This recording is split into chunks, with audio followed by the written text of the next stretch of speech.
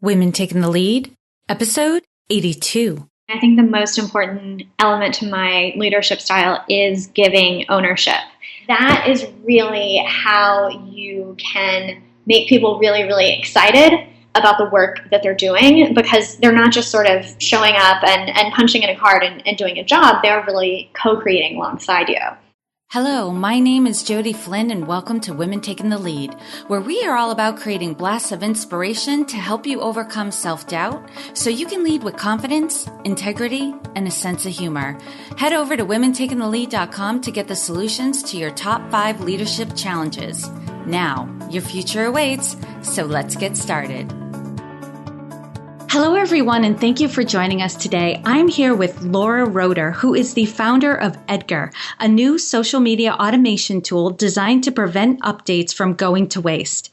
Laura began her entrepreneurial journey at the age of 22 when she quit a design job and decided to launch her first business.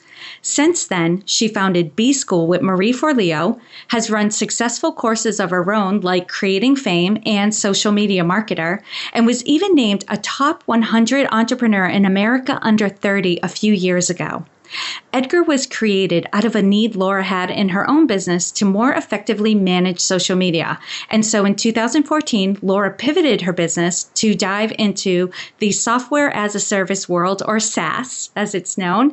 Since launching in mid-2014, Edgar has hit more than $150,000 in monthly recurring revenue, all while bootstrapping the entire way. And for those of you who don't understand that term bootstrapping, it means she didn't get investors. It was all on her own budget that got it there. And now more than 3,000 customers are now using Edgar to help manage their social media. Wow, Laura, you've had quite the journey. And it sounds like a lot, but it's only a little bit. It doesn't capture the entire you as a person. So tell us a little more about you and your own humble beginnings. Yeah, so as you mentioned, I started my business really young. I don't have much formal experience in much of anything because I had only worked one job before, one professional job before I had started my business. I was a junior graphic designer, so that's officially the highest job title I have ever achieved.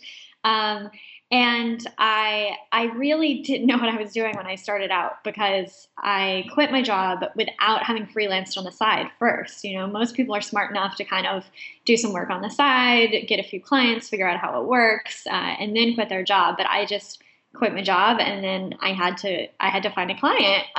So I really didn't know how to do anything. I remember sitting down with someone, asking them, okay, I know I've heard that you're supposed to do a proposal. When a client comes to you, you're supposed to give them something called a proposal. But what is it exactly? What does it say? What's supposed to be in there? So I really had to figure out everything from scratch. Holy smokes. I've been there before with myself too, but it was after years of, doing a couple jobs and 10 years in mutual fund operations. Laura, now, you went into business at 22, having only had one job, but there must have been some skills or some things you had that were probably transferable that helped you, even though I'm sure that the journey was very windy. What did you think you had in your favor that really helped you when you made that transition into business? I mean, one, to be clear, the skill that I was actually getting paid for is what I had done at my job. I was doing design. And also at my job, I had just become sort of the go-to tech person. I'm sure I'm not the only one who's worked in an office where just sort of the youngest person there is responsible for, everything technical, which was me. So I would do things like do AdWords campaigns for our clients just because they were like, I don't know, that's internet stuff, just have Laura do it. So I was doing various, marketing and online marketing types of things, as well as design. So I did have those skills already. And, I think I had a natural talent for asserting myself and talking to new people and kind of being comfortable being thrown into new situations. Yeah, that's really great. Because a lot of times, especially when we're young, we can feel resentful that we're getting all the scut work thrown our way and the things that nobody else wants to do.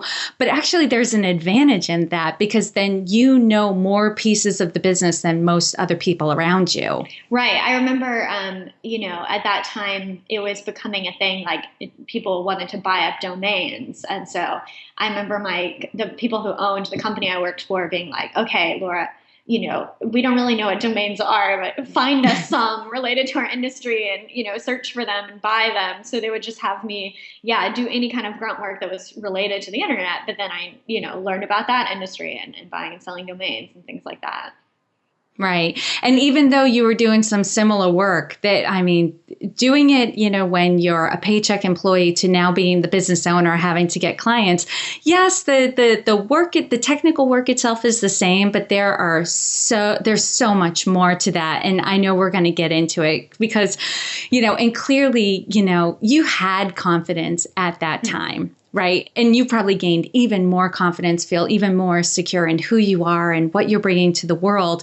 But take us back to a time when you were playing small and maybe you weren't aware of it at the time. It was only in retrospect you realized how capable you were and that you doubted yourself. Share with us the story and the lessons you've learned. So I often felt self-conscious about my age because I was very young and I also looked even younger. I would get mistaken for a teenager. People would comment how young I looked. So it was something I was very self-conscious about. Also, the types of environments I was in looking for work, I would go to local Chamber of Commerce events for various neighborhoods in Chicago where I lived at the time. So most of the people there, I would say mostly it was more sort of 40s, 50s age range, maybe some 30s. There was usually no one else in the room that was my age. So I kind of felt like I stuck out. And it was something I had always been a little nervous about. And I would sort of try to make myself seem older, look older. And I guess it was the first big business conference I went to. It was a conference for this group called eWomen Network, which I would go to some of their local events in Chicago at the time. And this was like their big national conference. And they had this section of the conference where you could get laser coaching, where they had different types of like business coaches. And you would go in and get coached for 15 minutes for free. So I thought, okay, I'll sign up for that. And I went in to this little sort of cubicle booth to talk to this woman, and she started laying into me. She immediately told me that my voice was too high, that I needed to change the way that I talked and the tone of my voice. She literally told me, she said, "You need to practice talking really low." Yes.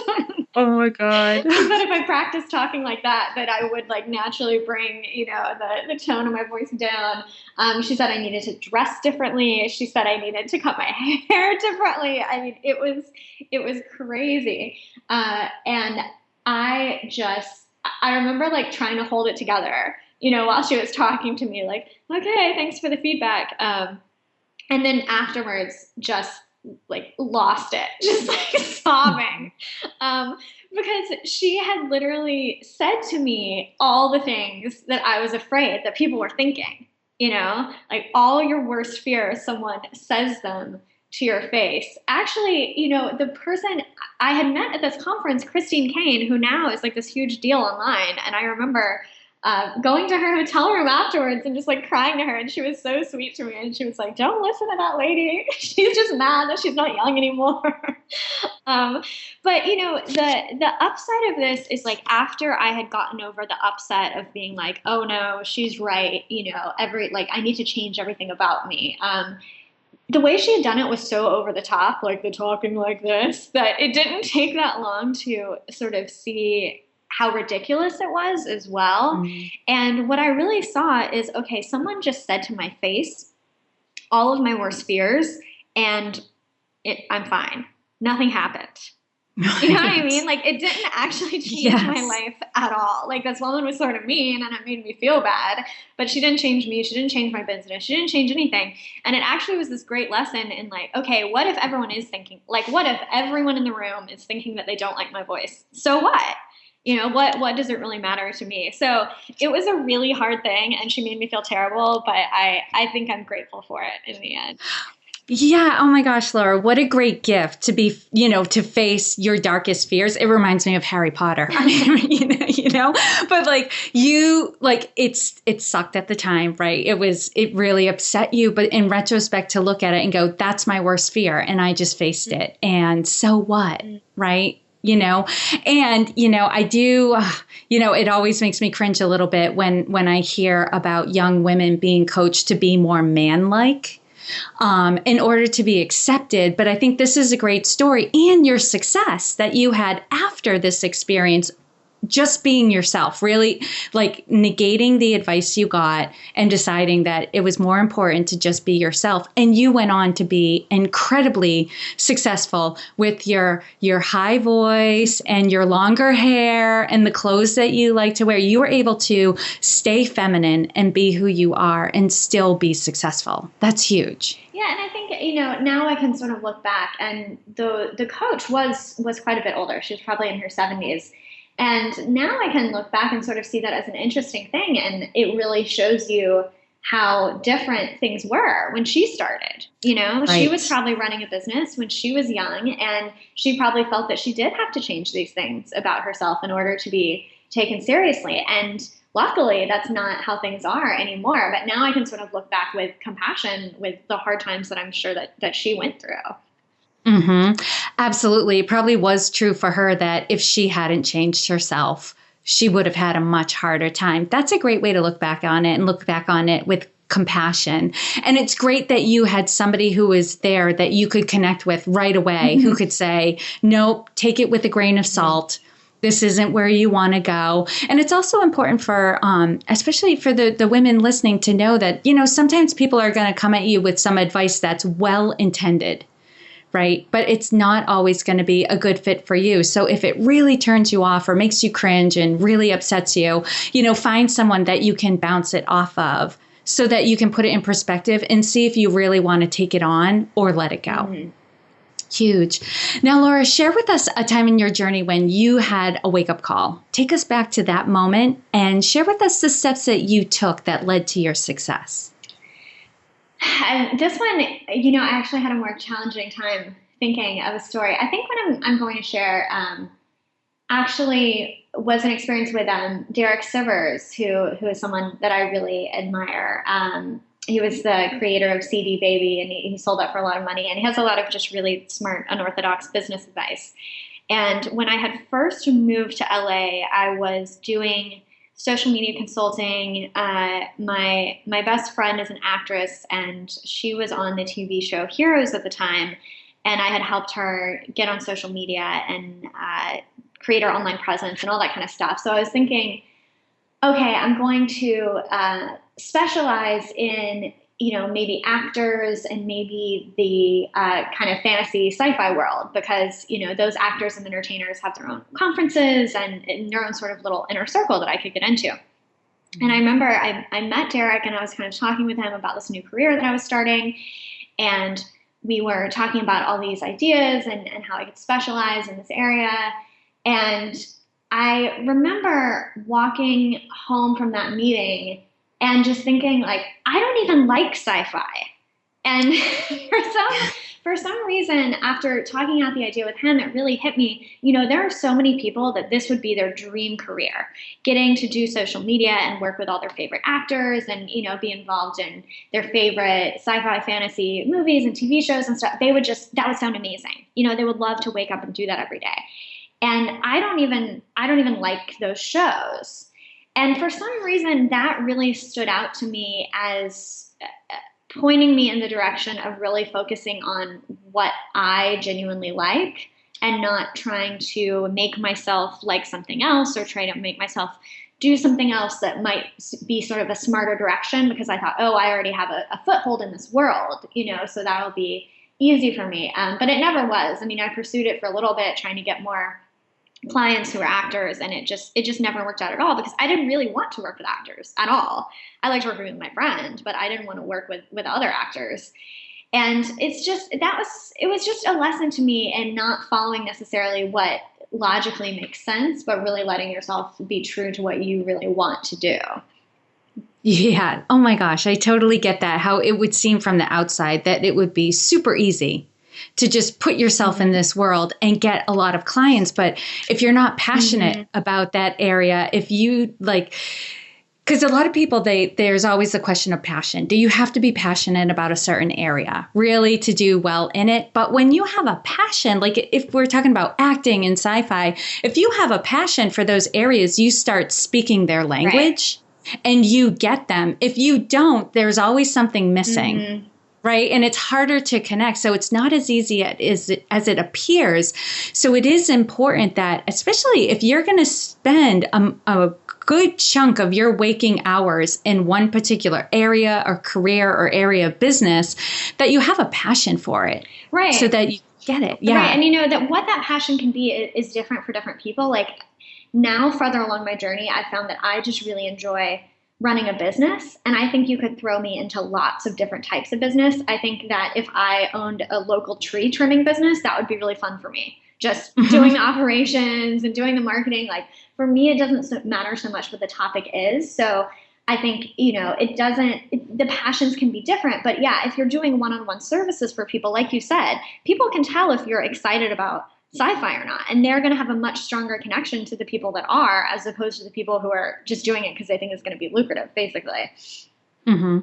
Yeah. And that's definitely worked for you because you've pivoted a few different times, done different types of business, and they always seem to just blow up and do very well because you're able to bring your natural gifts, talents, and interests to each area. And I know a little bit from your background that you also let other people do what they're really good at too. You don't expect yourself to be good at all of it. Yes. So that's huge. Well, that's a great segue because what I wanted to ask you now, Laura, is about your leadership style because we all lead differently. Like we were just talking about, we have different passions and preferences, and some of us are introverted, some of us are extroverted, and all of that stuff. So how would you describe your leadership style? So as you just mentioned, I mean, I think the most important element to my leadership style is giving ownership, really letting the people on my team truly own the domains and the projects that they're in charge of. And this is a big transition that a lot of people need to make. I think when you start having other people in your business, most people start out by delegating, meaning you make a list of what needs to be done and then the other person does it. And then they come back to you and you check over it and, you make sure that they've done it in the exact way that you wanted. And that helps you get work done, but you're still doing a lot. You're still very, very involved in the process because you're doing all the assigning and all the checking. And there's this big margin for error because you're requiring that it be done a very specific way. Where in my business now, for example, I have someone who's in charge of customer service. So she's in charge of making all the decisions about how we do customer service at our company. I mean, I'm certainly free to tell her my opinion, but at the end of the day, it's her call and it's her domain. And that is really how you can make people really, really excited about the work that they're doing, because they're not just sort of showing up and punching in a card and doing a job. They're really co-creating alongside you. That, and I know for one that is inspiring, right? When somebody just lets you take ownership of a certain area. It's because I've even, in my business have partnered up with people where we say, okay, we're going to divide and conquer. You take on this, I take on this. And I've had the experience where I've then presented back, my area, here's what we're doing, here's what we're going, here's what I want your feedback on. And then they continue to give feedback on areas where I didn't ask for feedback on, and they wanted to take charge and make the final decision on some other things. And I was like, what? What's going on? Like I thought we were on board with this during the meeting, and I was just reporting back to you, this is what I wanted. And it deflated me. I remember feeling like, oh my gosh, now I feel like every time I come back and present something, I have to make a case for all of it. I didn't realize I needed to make a case.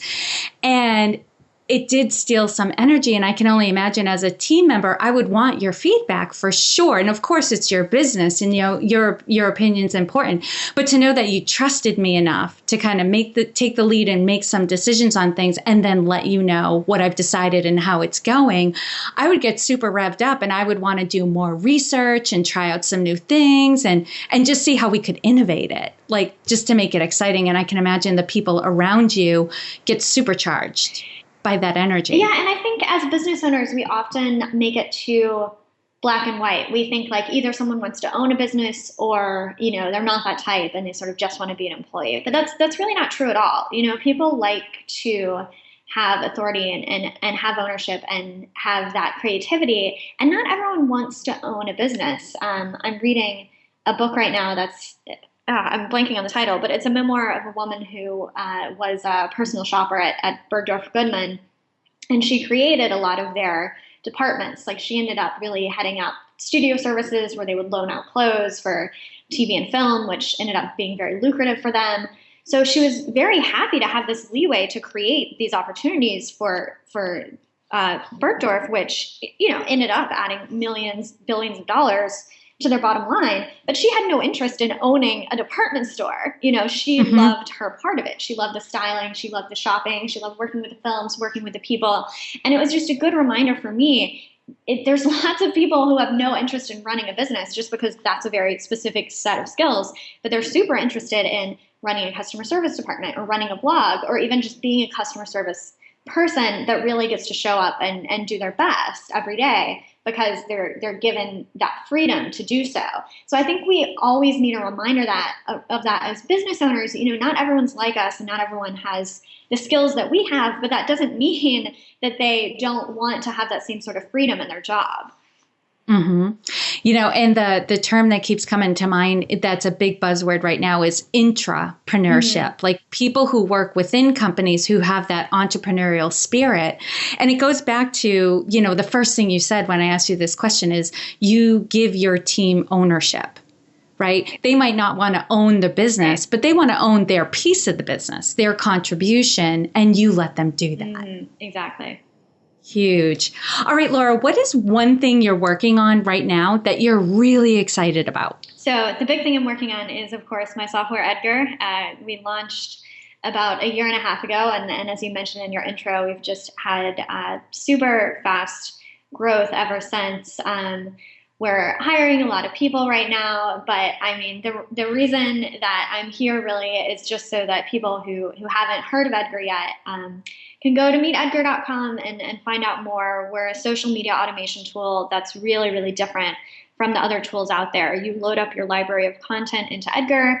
He sends them out for you every day. Your queue is never empty. Edgar keeps going back to your library to pull more and more content, recycling what you've already sent out so that more people can see it. So anyone who's listening who hasn't checked out Edgar yet, that's what I'm really, really excited about. And people definitely need to check it out, especially for people who manage their social media and you're constantly getting worried because I don't have time to add more things, or I haven't posted anything in a few days and now I'm running behind. Right. Edgar is kind of the safety net. Yes, Edgar solves that problem. So you can always go in and add more live stuff, but basically Edgar just makes sure that you have good, solid content that you created, not, that some bot created, going out on your social media accounts every day. Right. And you're not just doing lame posts to keep up. Right. You got some good stuff. All right. All right, Laura, now I'm going to do a quick leadership roundup. So tell us, what is one practice that helps to make you a better leader? So something we do at Edgar is every quarter we send out a survey to everyone on our team that asks 3 questions. What should we start doing? What should we stop doing? And what should we keep doing? And it allows everyone on the team to give input on any inefficiencies that they see, any ideas that they have for the business that haven't come to light yet. And doing that regularly and getting feedback from my entire team has been really valuable. Oh, that's huge. And what is one book that you would recommend to a woman to help her develop her leadership? I think for this, I'm going to pick a book that I need to read again now that I'm mentioning it. Ignore Everybody by Hugh MacLeod. Have you read that? No, tell me about it. It came out quite a while ago now. I know I think it came out maybe about 2008 or so. And it's called Ignore Everybody. It's really, really short. It's actually just like sort of little saying, a few little sentences on every page. And it just basically reminds you to ignore everybody and do your own thing, which I think is really important for leadership. Yes, I think, and I've heard this distinction before too, like listen to your customers, right? And like you were saying, the feedback to your employees, but like ignore the chatter of the outside world and everybody who has an opinion on how you should be doing things, but aren't living your life. Yeah, and ignore what your industry is doing too. People get so caught up in how everyone else does things, but what's so fun about owning a business is there are no rules, right? We all get to do it exactly how we want. So you don't have to do things the way everyone else in your industry does. I'm going to have to read this over the break because at the time of this recording, we've got Christmas coming. So I think in my downtime, I'm definitely going to take a look at that because I think that would be fun to examine, well, how would I do things if I wasn't supposed to do it a certain way? That sounds like a lot of fun. All right, Laura, what advice would you give your younger self? I mean, something that I'm constantly evolving into in my business is just focusing more of my time on things that I really enjoy and also recognizing that my natural gifts, which I find really fun and easy, really do bring a lot of value to the company. I talked to my kind of leadership team at Edgar recently about just this, right? The activities that I do that bring the most value. And something they said is, oh, we use Slack for internal communication. When you're on Slack and you just kind of, give people a little smiley face or give people props or just sort of, acknowledge what people are saying, like that really is important to the team and the team really loves that. And I thought, like, is that all I have to do? Like, that sounds really like read Slack messages and put little like pictures of cute dogs smiling, to say like, hey, good job. That sounds really fun and really easy. Like I would love to do that all day. And it's always fun to recognize those things that for us are just like so effortless that they feel like nothing can really be impactful for other people. So I'm always trying to move towards that. Okay, letting go of what seems important, because a lot of the things that in my head seem really important are not really the things that I need to be doing. Like at my company, we have an operations person who takes care of a lot of sort of the boring administrative stuff. We have a CPA and bookkeeper taking care of the taxes. Like taxes are obviously really important, but that doesn't mean that I need to be the one crunching all the numbers, right? I can actually just praise people on Slack and that can be my contribution. So it's something that I'm moving towards, and it's something that, if I could have done it sooner would just be all the better. I don't think we hear that advice enough, is to find what you do naturally and easily and you enjoy and do more of it. That's so great. All right, Laura, share with us a success quote or a mantra and why it has meaning for you. So one of my all-time favorite quotes is from Annie Dillard, and it's, how we spend our days is, of course, how we spend our lives. And this quote has a lot of meaning for me because it's really a reminder that you can't look at the big events or the big goals. If you're just looking at the one family vacation, well, maybe you spent a week doing that, but you spent all the other weeks just hanging out with your family and doing your work every day, right? So it's easy to sort of hype up these big events or think, okay, I'm going to put my head down and I'm going to work really hard for the next 6 months so I can take this week off, right? But you spend a lot more time on 6 months than you did a week. So I just always try to look at not just, am I enjoying those big moments? Am I working towards those big moments? But am I really finding fulfillment in my boring everyday life? Oh, that's huge. And lastly, Laura, what is the best way for this community to connect with you? So you can find me on Twitter at LKR, and you can find Edgar at Meet Edgar on Twitter, Facebook, and meetedgar.com. Awesome. And for those listening, you can find all the links and the resources shared in this episode at womentakingthelead.com, or you can use the short link, which is womentl.com. And Laura, thank you so, so much for taking the time to inspire and enlighten us. We are all better for having met you. Thank you. Thank you for joining me on Women Taking the Lead. Were you inspired to take some action today, but maybe don't know where to start? Or maybe you have so many great ideas you can't decide where to focus your attention. Don't let stress or overwhelm stop you from having the career, the business, or the life you want to live. Head over to womentakingthelead.com/coaching or use the short link womentl.com/coaching to sign up for a consultation with me. And to strengthen you on your leadership journey, I'd like to send you off with a quote from Marianne Williamson, so here goes. Our deepest fear is not that we are inadequate. Our deepest fear is that we are powerful beyond measure. It is our light, not our darkness, that most frightens us. We ask ourselves, who am I to be brilliant, gorgeous, talented, fabulous? Actually, who are you not to be? You are a child of God. Your playing small does not serve the world. There is nothing enlightened about shrinking so that other people won't feel insecure around you. We are all meant to shine as children do. We were born to make manifest the glory of God that is within us. It's not just in some of us, it's in everyone. And as we let our own light shine, we unconsciously give other people permission to do the same.